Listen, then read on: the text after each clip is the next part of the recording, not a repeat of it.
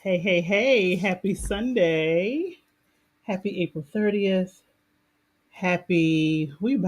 We are officially done with the month of April. Hello, I am Coach Yolanda, owner of Evolving Spirit Wellness.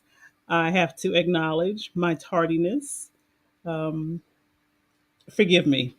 But I'm here. We live on YouTube and on my personal Facebook page. However you have chosen to join us, I am so happy you're here. I hope that you can hear me. I didn't have time to check no levels, to check no lighting, to check anything. I am here, raw and uncut, as they say, and I'm grateful for it. If you are watching live, you may place things in the comments. From what I'm understanding, I'm not always able to see the Facebook comments. I am able to see the YouTube comments. I'm going to work on that because I don't want anyone to feel left out of the conversation. So I am going to put the live on my phone so I can see if y'all on Facebook are saying things to me and I just don't see it because I don't like to leave people out. But I have to make sure that there we go. So, wherever you are, please let me know who you are, where you are watching from. And if you are watching the replay, just know that I love you. I love you. I love you for being here every Sunday at 1 p.m. Eastern Standard Time. We come here and we do what I call mama meditations because it's not traditional meditation. It is focused this year on inner child healing. Today, specifically, we will be talking about acceptance and wrapping up the 3 to 6 year old developmental stage. I would like to do something a little different today, to talk a little bit more about what that developmental stage brings out in all of us, what things go on every Sunday of this month of April. We've talked about different concepts and principles that show up in that 3 to 6 year old developmental stage, and they have been choice. At that stage in our life, we are making more choices for ourselves. We're becoming more independent. We talked about guilt because at that particular age, 3, 4, 5, 6, we start to understand more about what's right, what's wrong, other people's perception of what's right and wrong. There's a lot of redirection that goes on for 3 year olds, 4 year olds, 5 year olds, and 6 year olds, which leads to a clear definition of discipline versus punishment. That's what we talked about last week. We talked about how in this age range, discipline is important because you are learning new skills, you are becoming more independent. But there is a distinction between discipline and punishment. And if we are not clear about that distinction, it can affect us as adults. Today, we're going to be talking about acceptance, and we'll get into that in a moment. But the other things that come up in this age and stage, spiritually, a lot of the issues that occur within the energy center of our solar plexus. Your solar plexus is an energy center or chakra that is right above your navel. It is where we hold the energy of our mental thoughts, what we think about ourselves, what we think about the world. And so, this age stage from 3 to 6 is where we start to develop that mental picture of things that are beyond our existence. We start to realize that we're not the center of the universe. You know, when you're 1 and 2, you feel like you're the center of the universe because everyone is catering to your every need and your every whim. You do something, there's an immediate response. When you start to develop into this age and stage, you start to realize, oh, I'm not the center of the universe. There are other people that I have to consider. There is something outside of me. So, what do I think about that?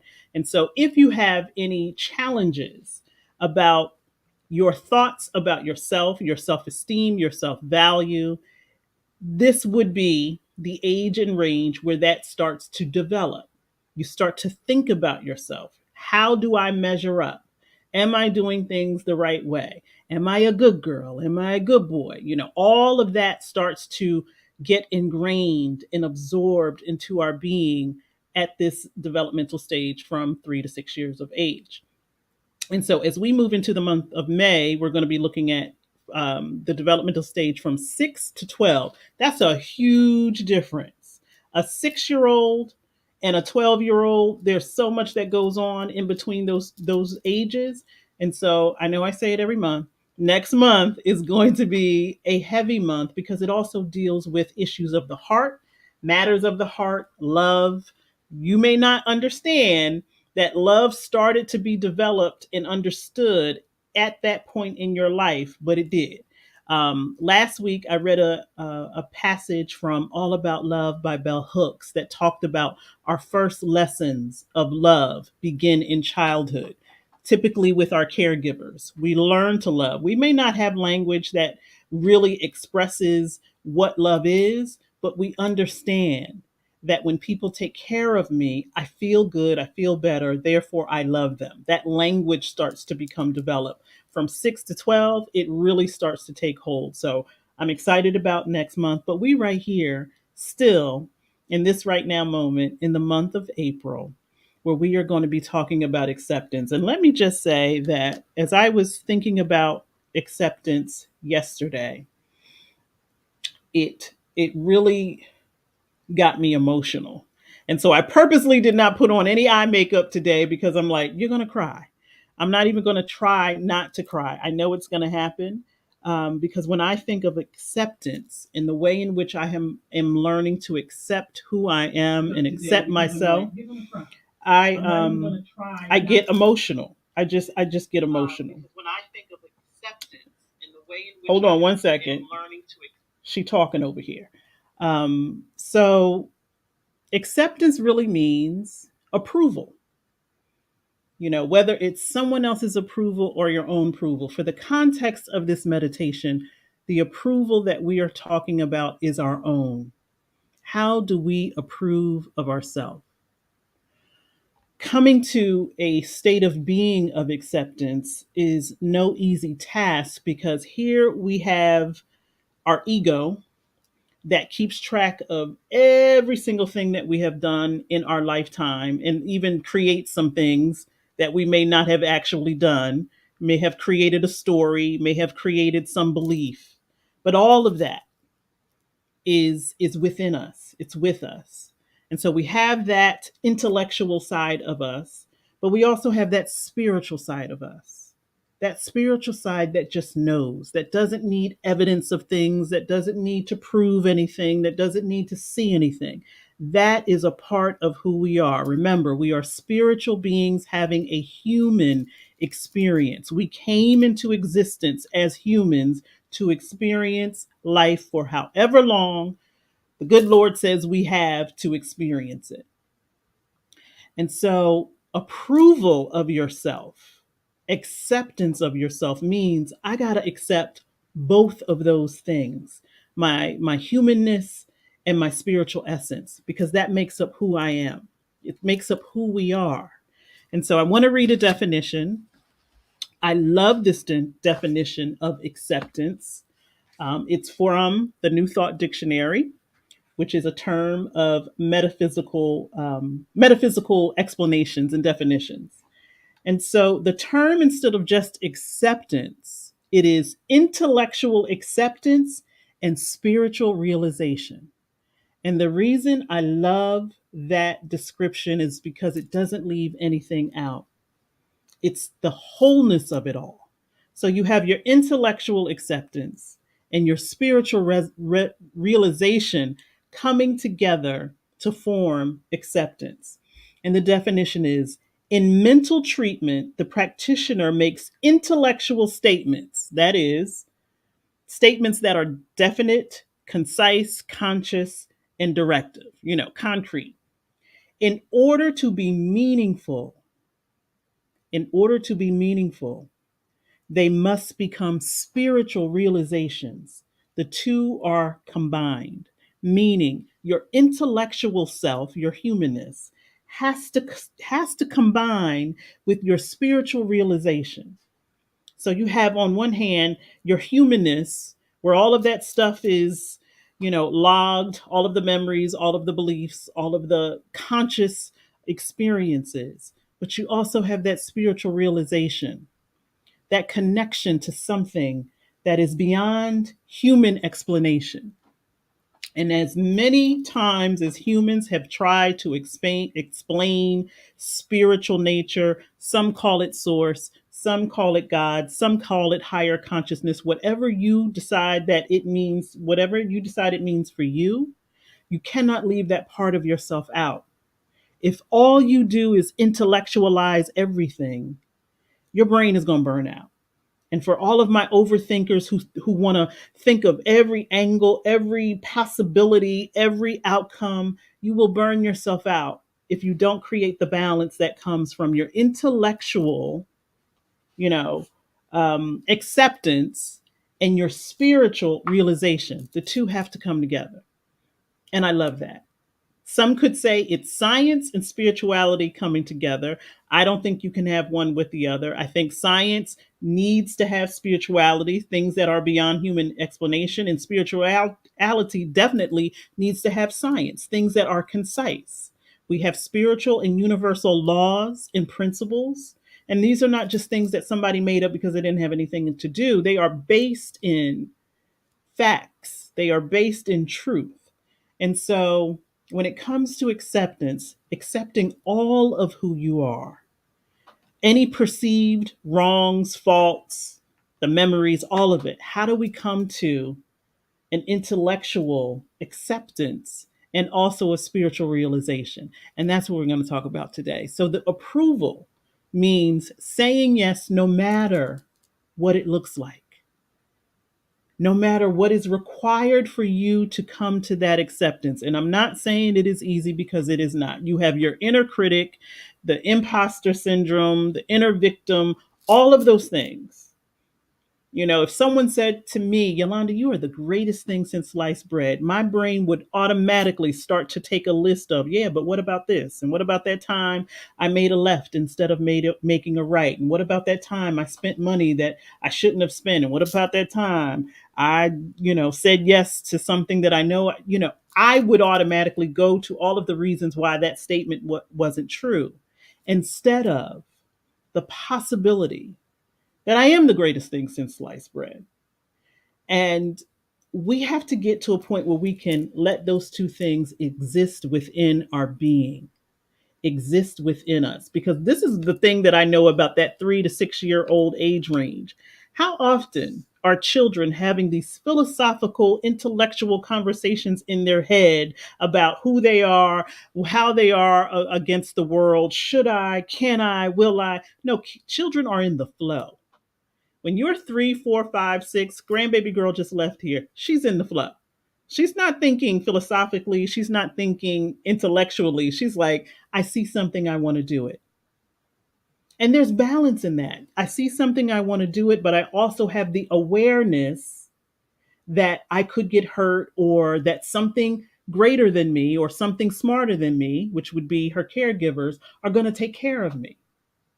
I can jump off the top step, even though I've been told not to do that, because even if I get hurt, somebody's going to take care of me. I'm going to be okay. Children don't have that resistance that adults have in terms of expanding their consciousness and learning something new and accepting who they are. They don't care if they look foolish. They don't care if they're not an expert at it. They will try and try and try. Now, they may have a tantrum here and there, but they will revisit it. And sometimes as adults, we don't always do that. We let things stop us. Sometimes we're even afraid to try because of memories and things that we have, accumulated over our lifespan. Last week when we talked about discipline, that's what discipline can do for you. It can push you through. Even if you don't like it, you can learn to accept it. Even if you might not be an expert, discipline will push you to be committed to completing it so that you learn along the way. Even if you might look foolish, discipline can support you in becoming more comfortable in whatever it is that you want to do. And so, one of the ways that we change our perception about the things that we don't like, about the things that we feel like we can't accept, is by changing our mental perception of what it is. And how can you see it with love? Because for many of us, we say we accept ourselves at particular levels and with a particular intensity. It's like, oh, I like the way I look today. I like the way I look in this color. I like the way I, sing very softly, or I like the way that I do these things. I can accept myself as long as I place these limitations that make me safe and comfortable. As long as I don't look like a fool, as long as I don't look like I don't know what I'm doing, as long as I don't make a mistake. So many of us are so afraid to make a mistake that we are not making anything. We're stagnant. We are afraid to try because we're afraid to fail or a perceived fail, not recognizing that somewhere in that failure is a lesson. Children don't have that. And so that's the beauty of this 3 to 6 year old age range. Children, before the world gets a hold of them, children are still ready to have that push to try, to do, to just do it. And they can change their mental perception of something very quickly. Even if a child approaches something and they're afraid, if they see someone else do it or if it's shown to them, they will instantly change their perception. How many times you give a child something new to eat and they're like, I don't want that. And then they smell it, they taste it, they're like, oh, I think I do like that. It can happen very quickly. Adults, not so much. How many times we show a child a new task or something new, and there may be fear in the beginning, but if we give them enough support, if we give them enough resources, they are willing to try it. They are willing to accept. I might not get it. I might not, get the outcome that I desire, but I'm willing to try. They change their mental perception of that thing from this is a threat to this is something new and I want to discover what it's about. And so for me, in my adulthood, I always have to ask myself, how can I see this thing with love? How can I see this thing the way that the God of my understanding sees it? Because I can't be out here saying I can do all things through Christ who strengthens me, but also holding the energy of I can't do that. How are we saying we can do all things, but in the same breath also saying, but not that? I'm resistant to that. Or here comes the critic, here comes the imposter, here comes the victim to tell you all of the reasons why you can't do the very thing that God has placed you here to do. We have to get to a level of acceptance where we can still hold the intellectual acceptance of, okay, I may not be an expert. I may not know what I'm going to do. I may not know anything about it, but I also have this spiritual essence, this spiritual realization that if I have been brought to this thing, I can be brought through. And even if it doesn't look the way that I think it's supposed to look, I can accept it. I can be okay with it. I don't have to beat myself up. Last week, we talked about violence. The inner critic, the imposter, the victim, those things are violent. Guilt is violence. Punishment is violence. Frustration, tantrums, all of those things have the element and energy of violence against our belief system. That doesn't mean I'm telling people to go out here and accept the fact that I think I can fly, so I'm going to jump off of a building. No, no, no, no. Your intellectual acceptance that you are not a bird and you cannot fly is what will protect you. But your spiritual realization will also say there are other ways that I can fly. I don't have to be like a bird and fly in the air. I can create. I can create. And so, how do we get there? One of the things that took me under yesterday when I was thinking about acceptance, and Yolanda, how did you come to this level of acceptance of who you are? How did that happen? It wasn't easy, and it's still a work in progress. I will forever be a work in progress until I take my last exhale. I know that, and I have accepted that, and I'm willing to see what it looks like. One of the things that I had to do was surrender. And so we hear surrender and we automatically think that we're losing something. So think about surrender in the context of this intellectual acceptance in this spiritual realization. When I surrender my intellectual acceptance, I can fall into the spiritual realization that something higher, greater, all knowing is protecting me always. I don't mind surrendering because I know that I am surrendering into source energy. I know that I am surrendering the resistance. I know that I am surrendering the victimhood. I know that I'm giving that up. I am willingly giving all of that up. The shoulda, coulda, wouldas. That's what I'm surrendering. I'm not surrendering control. I'm surrendering the control that keeps me resistant. But I am falling into or falling up into a higher consciousness, a higher source, that flow. And I see it. I work around kids. I see it when kids are in that flow where sometimes the adults are like, no, no, no, no, don't do this, don't do that. Kids are just determined and in that flow to surrender, throw caution to the wind. And we have been taught that that's a dangerous thing to do because we have that intellectual realization that, well, what about that time I failed? What about that time I fell? What about that time I got hurt? What about that time? What about? It's not beyond you to abandon those memories. We can do it. I want to read a section from All About Love. It actually comes from the chapter on healing and what acceptance requires. Acceptance requires redemption. So all of those mistakes that you feel like you may have made in the past, all of those times that you felt like you didn't know what you were doing, all of those, times that come up every time there's something new. Remember, it's not hard, it's new. All of those times something new comes up and we fall back to those old beliefs, those old, memories, experiences, and circumstances. Well, what about? It's in you. That energy remains within you. And when we fall back on that, we have to fall into redemption because the God of my understanding is a redeemer. Doesn't look at all of the list of things that I did wrong and says, here, let me put that in front of you to keep you from doing anything new. And so the chapter on healing starts with love heals. When we are wounded in the place where we would know love, it is difficult to imagine that love really has the power to change everything. No matter what has happened in our past, when we open our hearts to love, we can live as if born again. That's redemption. Not forgetting the past, but seeing it in a new way. That's changing your mental perception.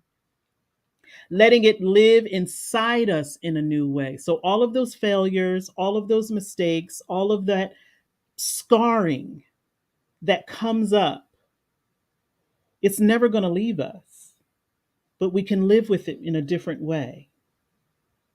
We can go forward with the fresh insight that the past can no longer hurt us. Or, if our past was one in which we were loved, we know that no matter the occasional presence of suffering in our lives, we will return always to remembered calm and bliss. Mindful remembering Mindful remembering lets us put the broken bits and pieces of our hearts together again. This is the way healing begins. And so I would be as bold to say that if you are not willing to accept yourself, then you are going to have a challenge healing yourself or feeling that you have healed issues in your life. And so your inner children are screaming, begging, pleading with you to get to a level of self acceptance where all that you have experienced in your life, you see it with a different perspective because it's not going to leave you. And so none of this is about, well, you just need to forget what happened to you, or you need to forget the wrongdoings that people said, or you need to forget the failures. You can't. You can't. But you can hold that energy in a different way. You can see it in a different light. You can change your mental perception. You can have your intellectual acceptance along with a new spiritual realization. Those two things go together. They have to go together in order for acceptance to be real in your body. And so your mind at times can believe something, but your heart says something different. You could be telling yourself, all right, I'm going to have to go into work and sit with people that I don't really care about, that I know have done and said some things to me that have been harmful. And I got to grin and bear it. I got to smile through it. I got to pretend. Well, that's an imbalance where your mind is trying to tell you something, but your body has not resigned to it. And so you could be saying, okay, I'm going to go into this meeting and I'm going to be pleasant, but your face is probably going to be doing something else. And it's going to get in the way of redemption for yourself and for others. And so, or maybe your body, you feel or you have told yourself that your body has gotten to a particular level of healing where you can do something that once brought you great pain. But the whole entire time that you are doing it, there is this mental thing going on in your mind where you're like, I hate this, I hate this, I hate this, but my body needs it or my body wants to do it. I see that a lot, or I used to see that a lot as a massage therapist, where people will book a massage, say they want the massage, they know the massage is good for them, but the entire time they cannot allow their muscles to relax because mentally they are not at a level of acceptance that their body is because there's a disconnect. So, acceptance really is on the level where your mind, which means mentally and emotionally, you are there, your body, which means physically, you are there, and your soul, your mind, your body, your soul are all in balance. Yes, the inner knowing truth. And sometimes we keep telling ourselves, all right, I'm going to pretend. That's why there's an inner critic. That's why there's an imposter. And that's why there's a victim, because your mind is trying to tell you, you're intellectualizing it, but you haven't come to a spiritual realization.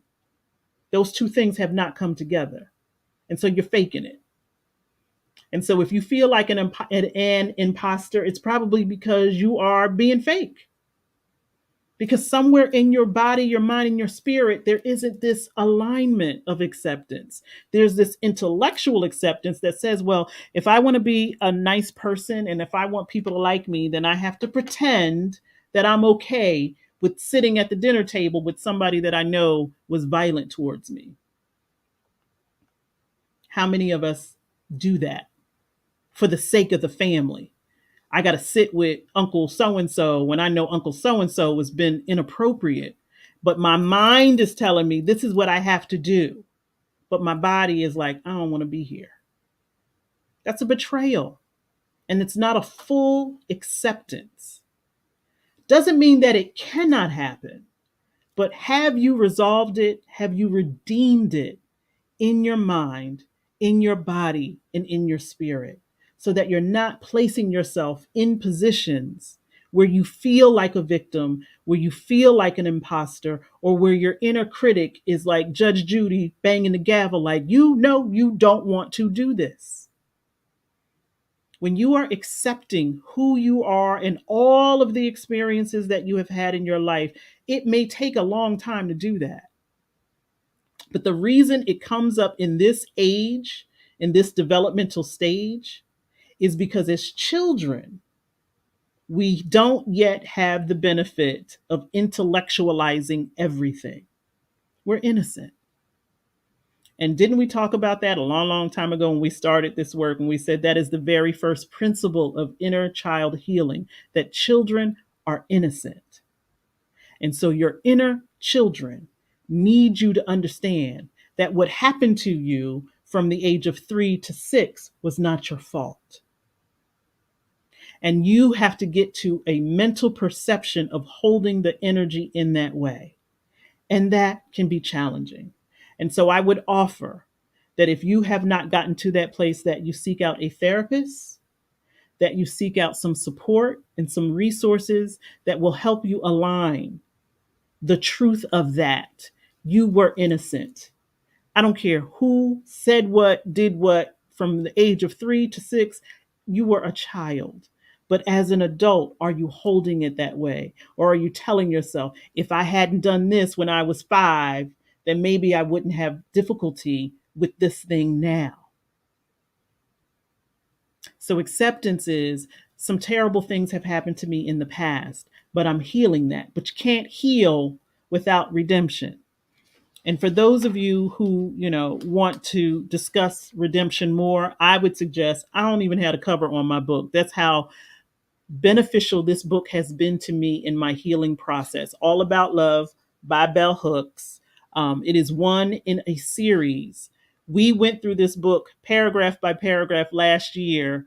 And let me tell you, you cannot heal without redemption. You're going to have to redeem a lot of the beliefs that you are holding about yourself, a lot of the guilt, a lot of the frustration, the triggers, all of those things need love.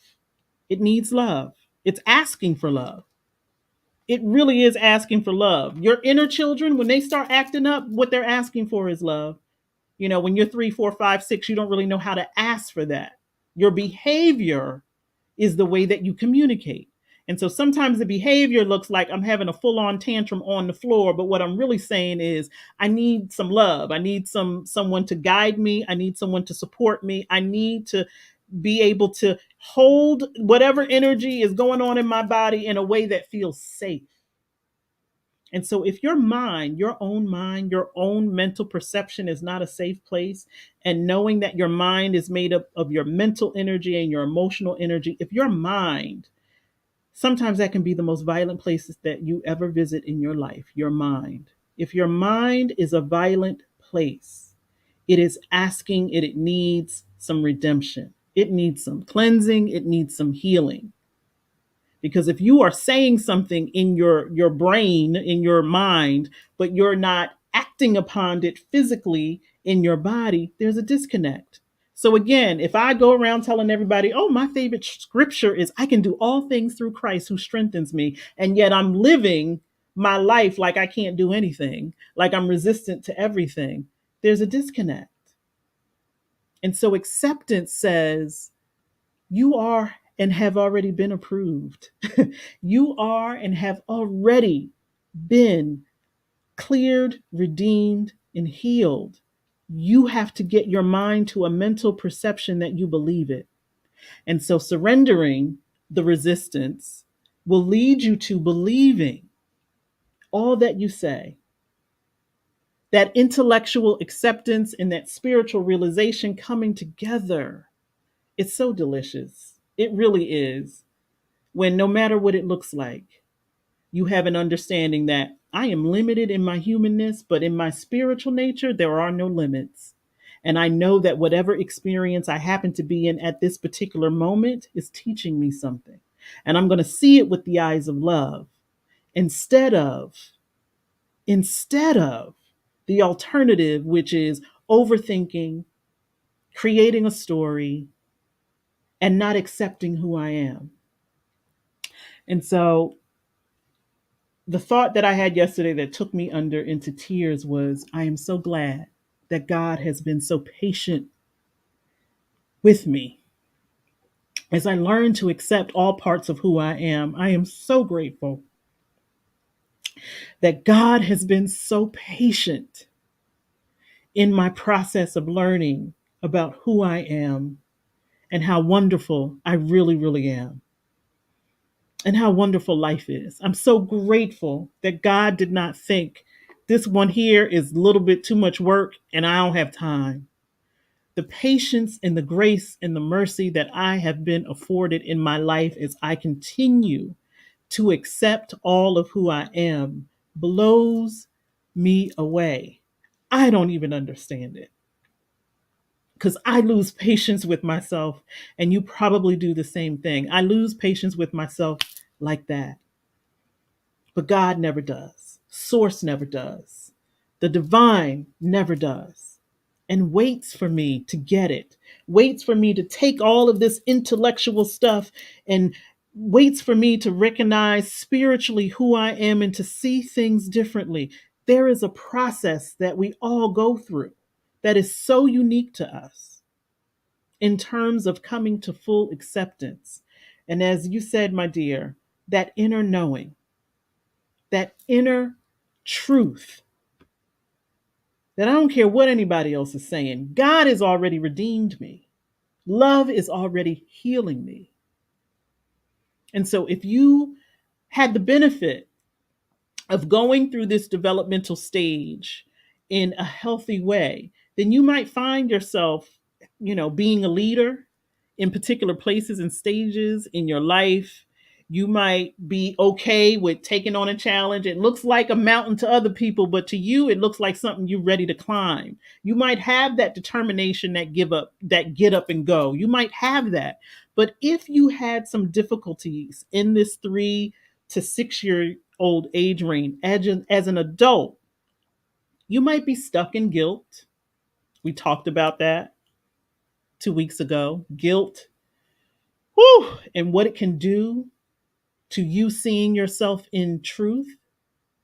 You may be depressed and anxious often because your mental perception is out of balance, because those memories, those experiences from your past have really, they've got a hold on the way you see things, the way you hear things, and the way it filters through your mind, your body, and your spirit. You may have a hard time keeping your energy up, keeping yourself inspired, keeping yourself moving forward. These are all byproducts of that 3 to 6 year age where we learn how to accept ourselves. If you had an experience of someone embarrassing you horribly, that absolutely will damage your self esteem. Or maybe there wasn't an inner critic, there was an outer critic where you just were never right. You could have come home from school with 100 and a star on the test, and the first thing out of your caregiver's mouth was, but your room isn't clean. How can somebody so smart still be so stupid? Now, I'm not saying any of my caregivers said that to me, but I've heard it said to children. How can anybody so smart in school be so dumb in life?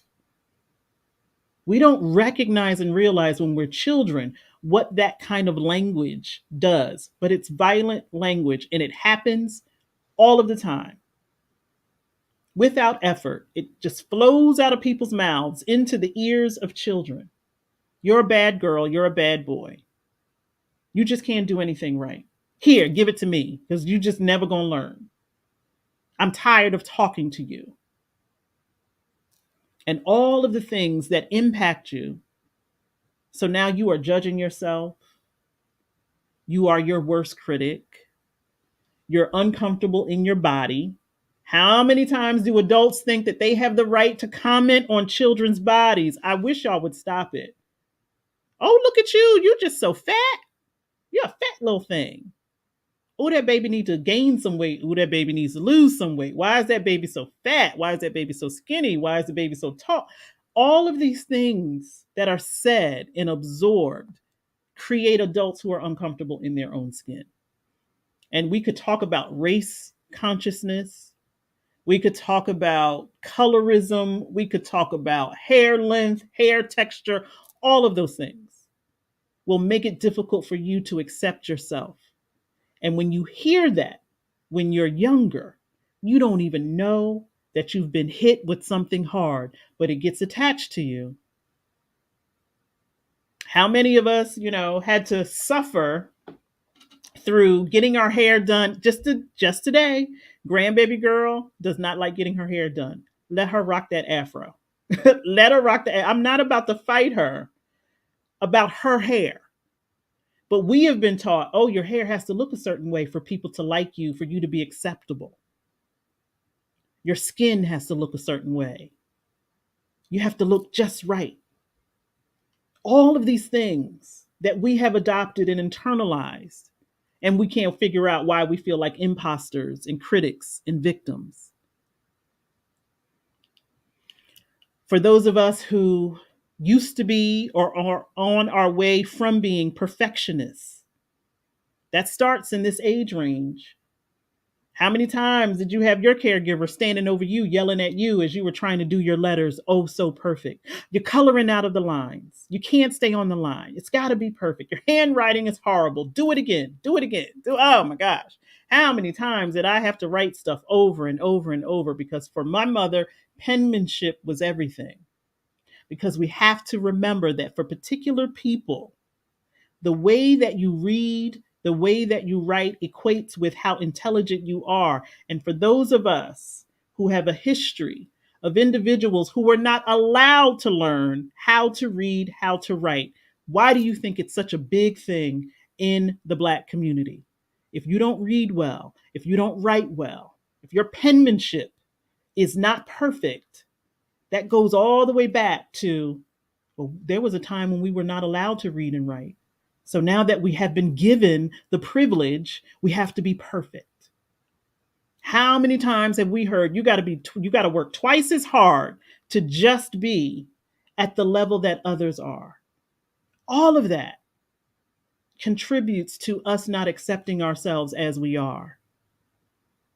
And it's hard to heal your pain and suffering if you are not willing to accept who you are and everything that you've gone through. And I don't mean you got to like it or love it, but it's not going to leave you. So you have to be able to, how am I going to hold this energy in my body? All of these experiences that have happened in my life, how am I going to see it with love?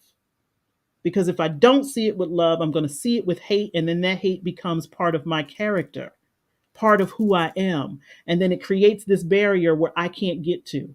I can't love my body because everybody's had something to say about it. So I'm going to go to extremes to try to make it perfect. I can't love the way that I think. I can't love the way that I look. I can't love anything about me fully because I'm so worried about what everyone else will have to say about it. And that intolerance that we are seeing in society right now comes from a group of people who can't accept themselves. Because when you are accepting of yourself, you don't have time to judge nobody else. You don't care what other people are doing. You're probably like, yeah, I'm just as weird as you are. Rock on. But all of this intolerance that we're seeing, people judging, oh, we can't stand that group of people. We can't stand that group of people. We don't want that group of people. That group of people is wrong. There's something wrong. There's a disconnect internally. There's got to be. Because why are you so worried about people who have absolutely nothing to do with you? Why is it so difficult for you to mind your business where you feel like you got to create laws to control other people because you're insecure about yourself? You don't believe that you're the greatest thing since sliced bread. So you don't believe anybody is the greatest thing since sliced bread. When you have come into full acceptance of who you are, I'm telling you, you're not worried about what other people are doing, who they're loving, how they're loving. You are concerned with how can I see all things, including myself and others, with love. You are concerned with the growth process that you have to go through to continue to accept yourself under all of this heavy energy of intolerance. You're not perfect. I'm going to judge you. You know, we are a visually stimulated society right now. We see everything. And then we see everything being commented on and critiqued by people we don't even know. And so I'm going to lean on that spiritual realization that God has been so patient with me. God never criticizes me. God never judges me. God never says, you ain't this, you ain't that. God says, I created you. I know who you are. I'm waiting for you to figure it out. God has said to me and whispered in my ear, I don't know what you're so frustrated for. I already know how this is going to play out. Are you trusting me? Getting to a level of acceptance means that you accept that God has been right this whole time. And so, how do you hold an energy of, I can do all things, but you also hold in criticism, judgment, and victimhood. How do you do it? We do it all the time. That conflict is guilt. That conflict is frustration. That conflict is tantrums that adults are having. But your little people, at one time in your life, you didn't have that.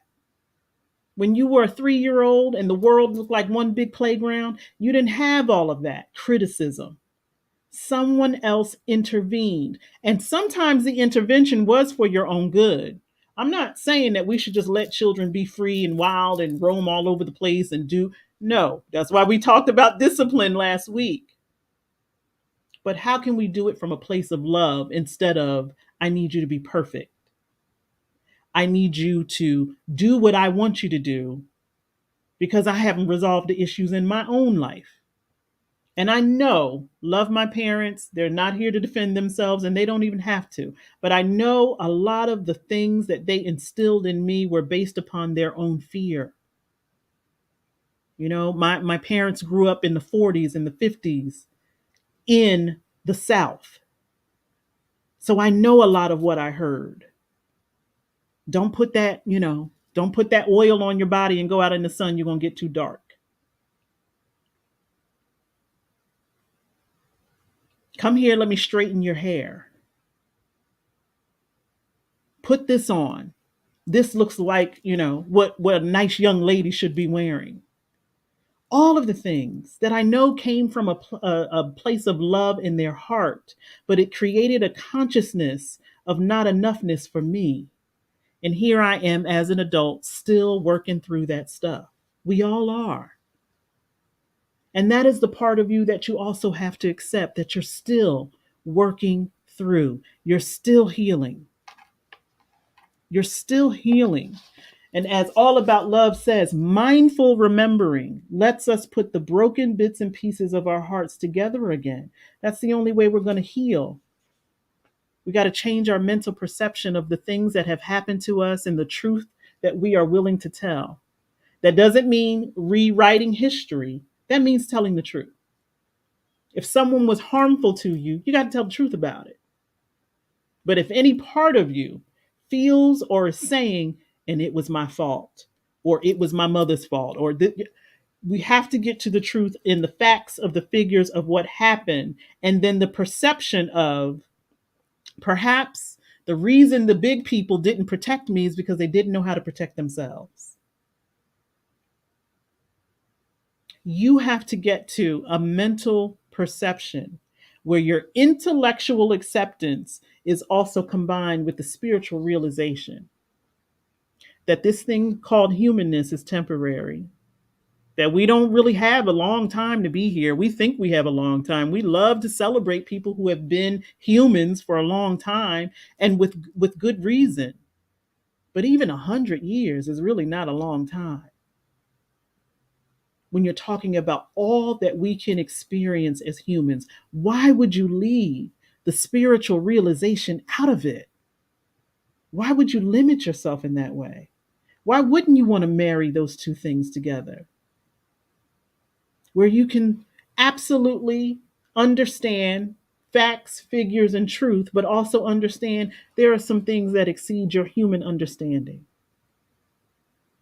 There are some things about me that I'm still learning how to accept. There are some things about you that you are still learning how to accept. But aren't you grateful that the God of your understanding is patient with you as you learn them? Are you patient with yourself? And so let's take some deep breaths and meditate on that.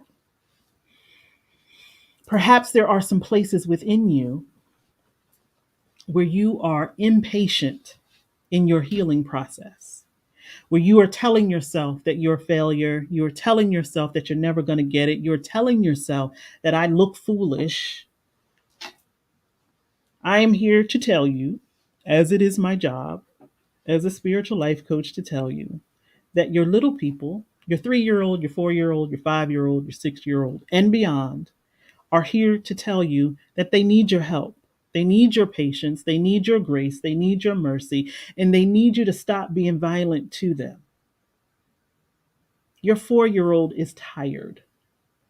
Your 4-year-old is tired of showing up in your adult relationships by saying, I didn't get this thing when I was 4, so I'm going to fight for it as an adult. She's tired. Let your 4-year old be a 4-year old and say, I am an adult and I can change the way that I see things now. And I can tell the truth. Yeah, 4-year old, you didn't get what you were supposed to get, but I'm going to give it to you now. You needed protection. You needed safety. You needed love. You needed guidance. You needed discipline. You needed someone to be there for you. You needed someone to let you learn things for yourself, but also guide you appropriately. You needed all of those things, and you may not have gotten them in the way that you deserved at that point. But right now, as a full fledged adult, I'm going to give you those things. I'm going to provide what you need. And I'm going to tell you there's nothing wrong with us. We okay. We're going to start to see things differently.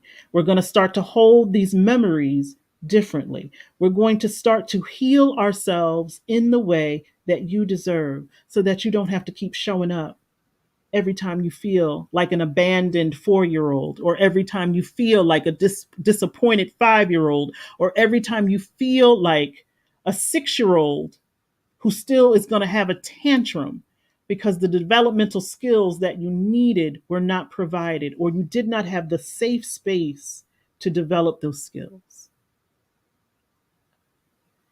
Or maybe the behavior that you were modeling was inappropriate.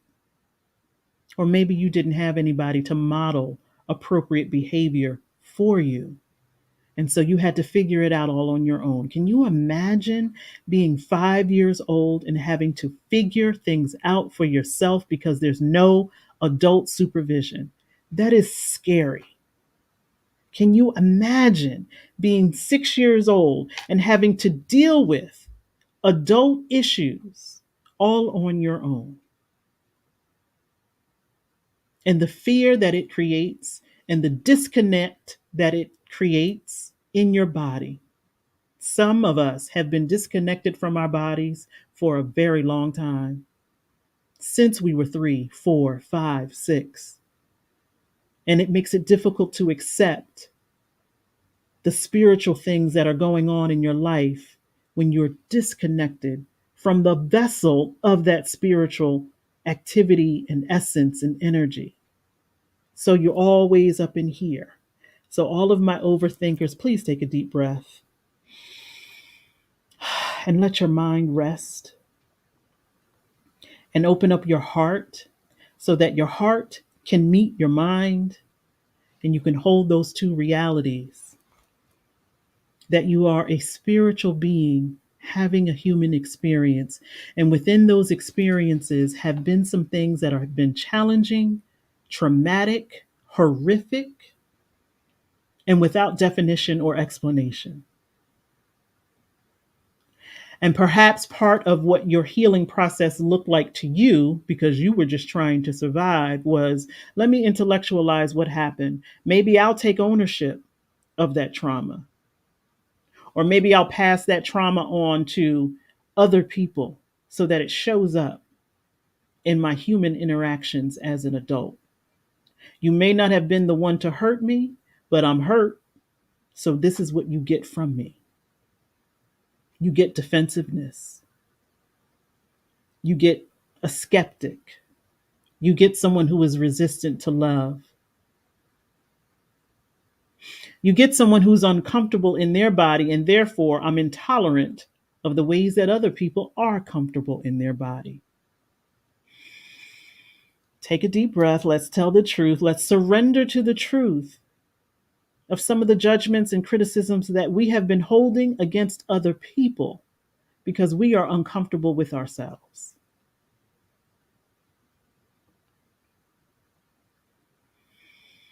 And as you take a deep breath, we cannot leave the gratitude out of it.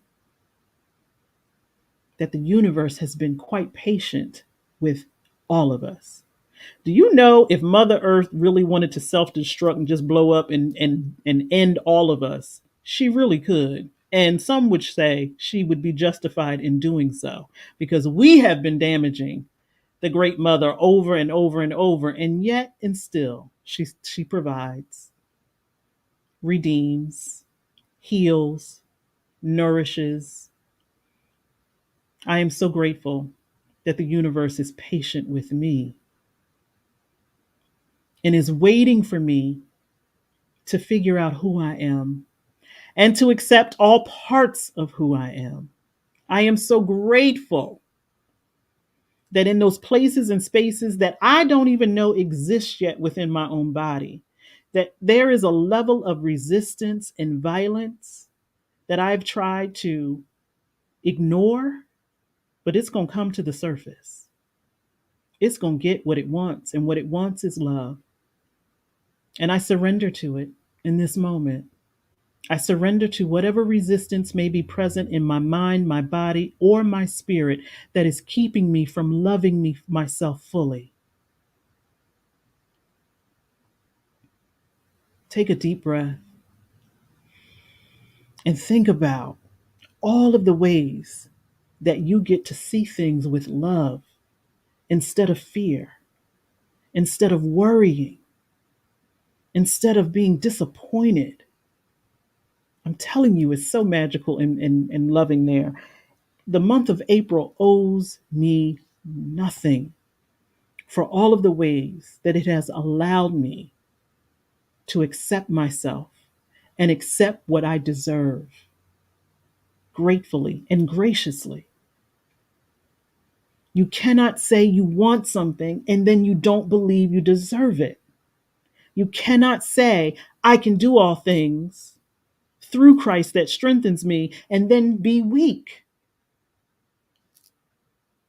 Take a deep breath and ask yourself, where is that disconnect where I believe one thing, but I'm doing something else?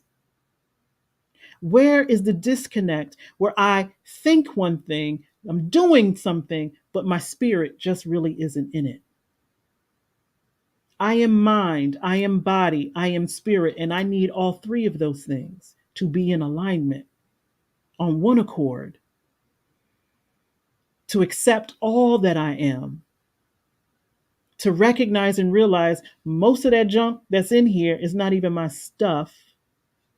Because I know when I was 3 years old, I was out here living my best life, being adventurous, trying new things, even if it looked a little dangerous. And then somebody came along and said, you can't do that. You're a girl. What are you doing that for? You can't do that. You're black. What are you doing that for? You can't do that. You're from Jersey. You can't do that. I know I was living my best life at 3, at 4, at 5 and 6, and slowly but surely, the world started getting smaller and smaller and smaller and more limiting because of other people's violations, because of other people's inappropriateness, because other people weren't accepting themselves. I got the brunt of that. We got the brunt of that. It doesn't make us a victim unless our mental perception is one of victimhood, where you can't see beyond the human experience that you've had or that has happened to you. There are so many other parts of you that are so greater.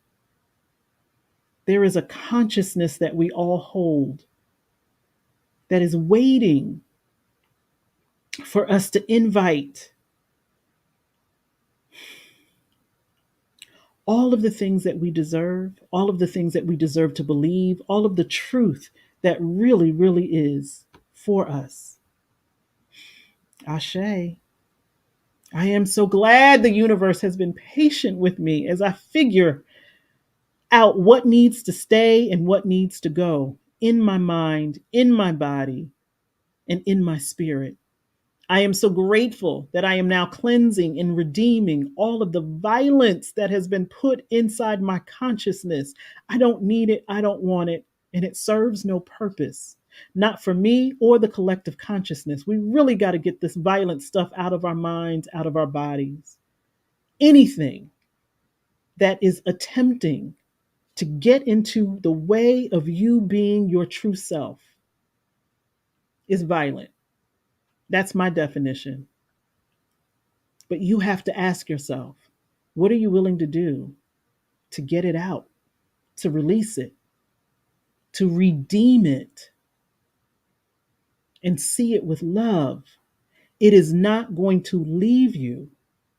The human experiences are not going to leave you. The energy of them are not going to leave you. How are you going to hold it in your mind, in your body, and in your spirit so that you can fully accept yourself? So that you are not turning towards behavior that is contrary to who you know yourself to be. I have seen myself lie to people and betray myself because I didn't think that I deserved what I really, really want. I've seen it. I even confessed it. Someone asked me a question and I went right to the lie because I didn't believe the truth. Oh no, I don't want that. I don't want that in my life. I would never do that. The whole time, my heart is crying, like, why would you say that? Why would you say that when you know it's not true? When you know every cell in your body desires that thing? There's a disconnect somewhere, Yolanda, and you can't live like that. You can't live all out of imbalance. You can try. You can try. And there are many of us who leave this human body and it's all broken and looking like a whew, like an abstract painting that somebody else has to interpret because we are not willing to do what we need to do to align ourselves. You got to get rid of the violence that's in your body, those things that you're telling yourself. And even if it comes up, because it will come up, then what are the tools that you have created in your life to redeem it? So if you do have the thought, oh my God, my body is just looking horrible. Something has to come and cleanse and heal that so that it doesn't stay and then alter the way that you move through your life. Something has to be the redeeming quality. Something. This book, as I said, was very helpful to me. All about Love by Bell Hooks. There was another one that I wanted to show. This one has also been extremely helpful to me as, a member of the African diaspora who is disconnected from her history. I don't know. I can pretend, but I don't want to do that. So what do? I educate myself based upon those who are in the knowing. And the healing wisdom of Africa has been that for me and so many others because I need to see myself with love because someone else saw me differently. Because someone else saw me in a way that was not healthy to me or anyone in my generational line. I now have to do the work to heal that, to redeem that. So, for those of us this week, when those criticisms come up, when you feel like you faking the funk, when you feel like a victim, you've got to ask yourself, how can I see this with love? How can I be as patient with myself as the God of my understanding has been? And I'm so grateful that God has been patient with me as I figure this out. It's a lifelong journey. And I would never say that I have all of the answers. I will say that I have some wisdom that I'm willing to share. And that's what we do here every Sunday. We share our wisdom. You share your experiences, I share mine. And somewhere we come to a new realization and a new perception that there ain't nothing wrong with us. We are not these broken beings that the world is telling us that we are. We can't heal it if we're not willing to tell the truth. And the truth is, a lot of things happened to us when we were children as our brains were developing. And somehow it gets intertwined with our character and our behavior. And we think that's who we are. You can always change who you are, but you got to change your mental perception of what you believe yourself to be. And other people's stuff got to get out. It's got to get out of there. It's got to get out of there. It's not beyond you to do that. It's really not. Children, as I say, have a very quick way of redeeming things. They may be afraid initially, but then when they learn a little bit more, they're willing to just do whatever is required. And they don't care if they look silly. I went to a play yesterday. It was elementary and middle school put on a production. And there were some missteps. But did they stop the show? No. I can't imagine being a young child and having to learn, oh, excuse me, all of the things that those kids had to learn. I literally was in awe of just how beautiful children are before people put their own perceptions. They just went out there and did it, and it was beautiful. And so find that part of you that is willing to look foolish. You may not like it initially, but push forward. Accept who you are, all of who you are. But please don't forget that you are a spiritual being as well. Please don't forget that.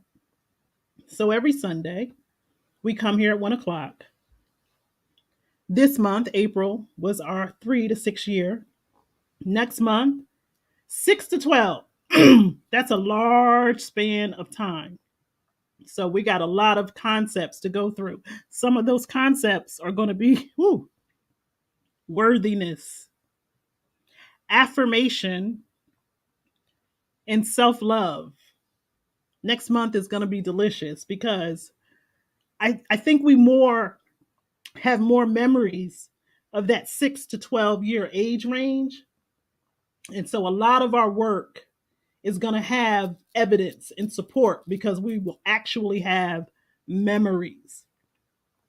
As always, I got office hours, y'all. They're getting shorter and shorter. The more stuff that I'm doing, they're getting shorter and shorter, but they're still there. So, any comments, any concerns, questions, go to my website. You'll find my calendar there. You can schedule some office hours with me, and I'd love to talk to you. I'm going to go take care of my throat. Y'all take care of yourselves. I love you. I love you. I love you. Thank you for joining. Someone, I don't know who it is, please send me an email. One of you lovely beings blessed me financially, and it surprised me and shocked me. And I'm so grateful for that. I really, really am grateful for that. And I would really love to thank you properly. And so thank you for those of you who come every Sunday. Hey, Miss Erica. For those of you who come on Sunday, for those of you who watch on the replays, thank you, thank you, thank you. Share if you feel led to do so. I've got some new things coming down the pike, and I can't wait to share them with you. I'm just so grateful. I'm so, so grateful that God has been so patient with me. I keep saying that over and over and over. Anytime I'm feeling like I'm not doing enough, I'm reminded that God is being patient with me, and I will allow myself to go through whatever process I have to go through to get wherever God says I need to go. And I hope the same is true for you. I love you. I love you. I love you. I'm going to go get some tea. Have an amazing rest of your Sunday. Say thank you to the month of April for all that it has done for you, and open up your arms to the month of May so that it can come in its right mind and let it know what you are expecting out of it. I love you guys. Have a great rest of your Sunday.